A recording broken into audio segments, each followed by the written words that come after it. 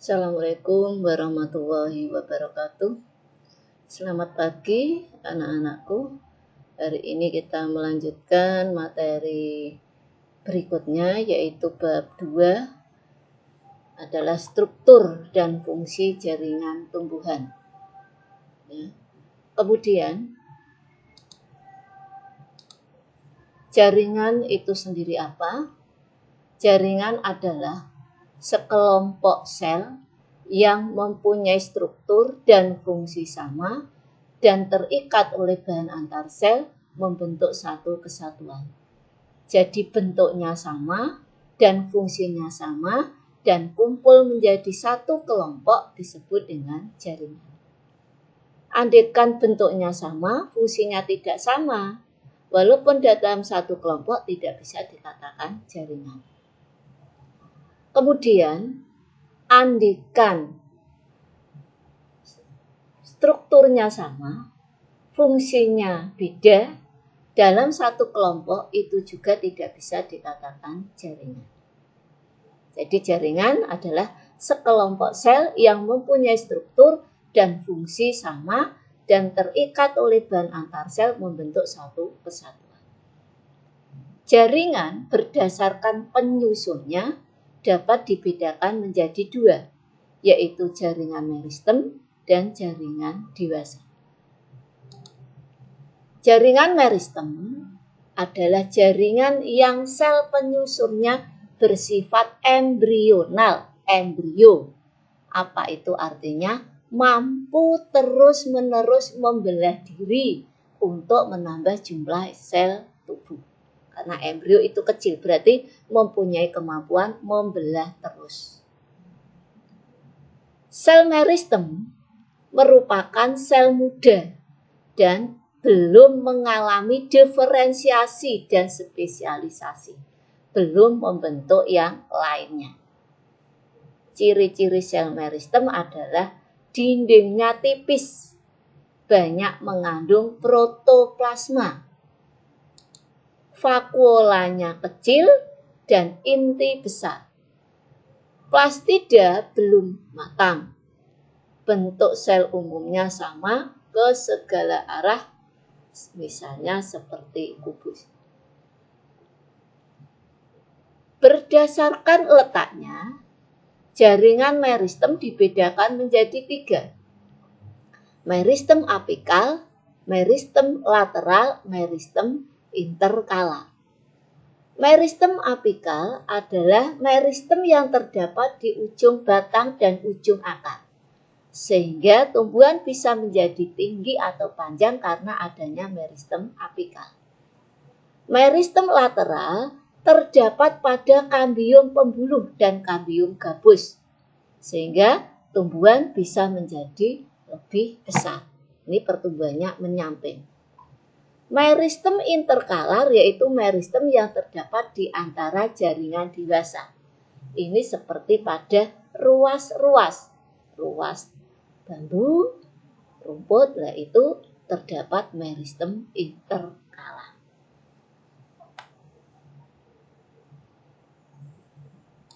Selanjutnya, berdasarkan asal terbentuknya, meristem dibedakan menjadi 2. Kalau tadi berdasarkan letaknya ada 3, apikal, interkalar, lateral. Kalau berdasarkan terbentuknya ada 2, meristem primer dan meristem sekunder pribadi. Meristem primer yaitu meristem yang berkembang dari sel embrional, sel embrio kecil, menyebabkan pertumbuhan primer pada tumbuhan. Pertumbuhan primer memungkinkan akar dan batang bertambah panjang. Ini seperti pada meristem apikal. Terdapat pada kuncup ujung batang dan ujung akar. Meristem primer dapat dibedakan menjadi daerah dengan tingkat perkembangan sel yang berbeda-beda. Pada ujung terdapat meristem apikal.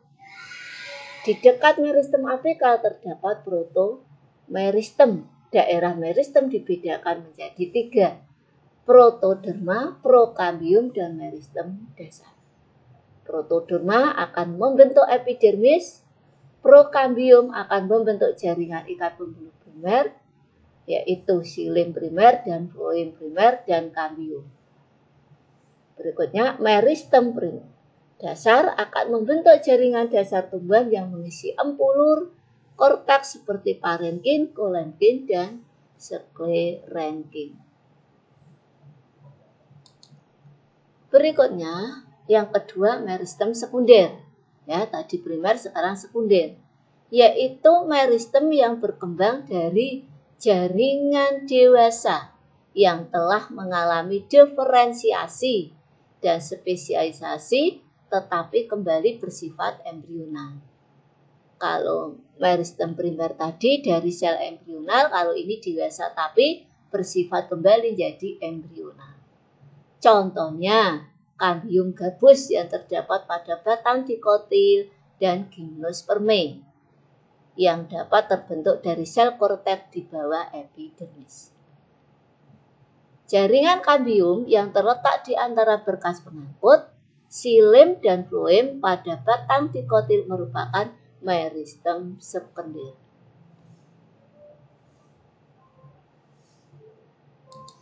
Berikutnya, jaringan dewasa. Ya, tadi jaringan ada 2, jaringan primer dan yang kedua jaringan dewasa. Jaringan dewasa, maaf ya tadi meristem dan dewasa, merupakan jaringan yang terbentuk dari diferensi dan spesialisasi sel-sel hasil pembelahan jaringan meristem. Diferensiasi itu apa? Yaitu perubahan bentuk sel yang disesuaikan dengan fungsinya.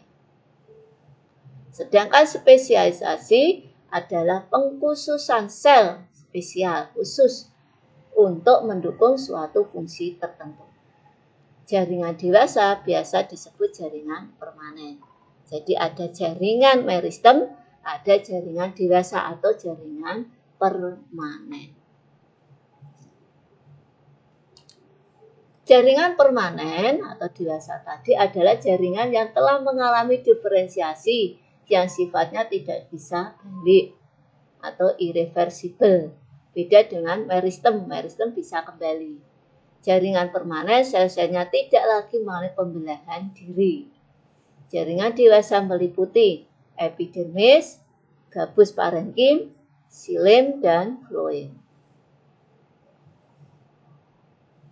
Berikutnya, jaringan dewasa yang pertama adalah epidermis. Adalah jaringan terluar. Ya, kalau sel paling luar itu adalah membran sel atau dinding sel. Kalau jaringan paling luar pada tumbuhan epidermis, yaitu menutupi seluruh tubuh tumbuhan mulai dari akar, batang, hingga daun. Epidermis biasanya hanya terdapat selapis dan berbentuk pipih dan tersusun rapat. Jadi, jaringan epidermis ini susunannya rapat, tersusun atas satu lapis, dan bentuknya pipih. Jaringan epidermis berfungsi sebagai pelindung karena terdapat paling luar, yaitu pelindung jaringan yang ada di dalamnya dan sebagai tempat pertukaran zat. Berikutnya untuk yang epidermis pada daun, ya, epidermis pada daun terdapat permukaan atas dan bawah, jadi ada epidermis atas dan bawah. Jaringan tersebut tidak berklorofil. Epidermis tidak punya klorofil atau zat hijau daun, kecuali pada sel penjaga atau sel penutup stomata. Nah, kemudian pada permukaan atas terdapat penebalan dinding luar yang tersusun dari zat kutin yang disebut kutikula, zat kitin, kutikula. Sekelompok sel epidermis membentuk stomata atau mulut daun. Jadi di epidermis ada mulut daun. Dan mulut daun itu atau stomata merupakan celah pada epidermis dibatasi oleh 2 sel penutup atau sel penjaga. Dan stomata ini merupakan tempat terjadinya pertukaran gas. Nah, ini yang merupakan jaringan epidermis adalah yang ini. Ini epidermis.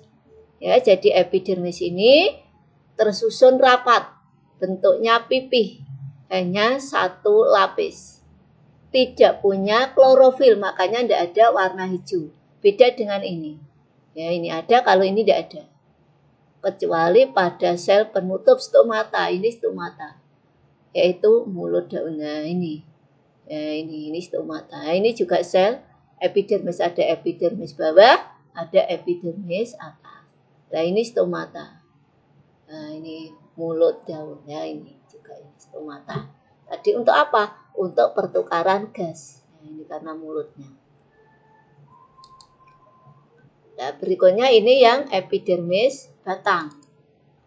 Nah, kalau epidermis batang ada yang mengalami modifikasi, membentuk lapisan tebal yang dikenal sebagai kutikula, membentuk bulu sebagai alat pelindung.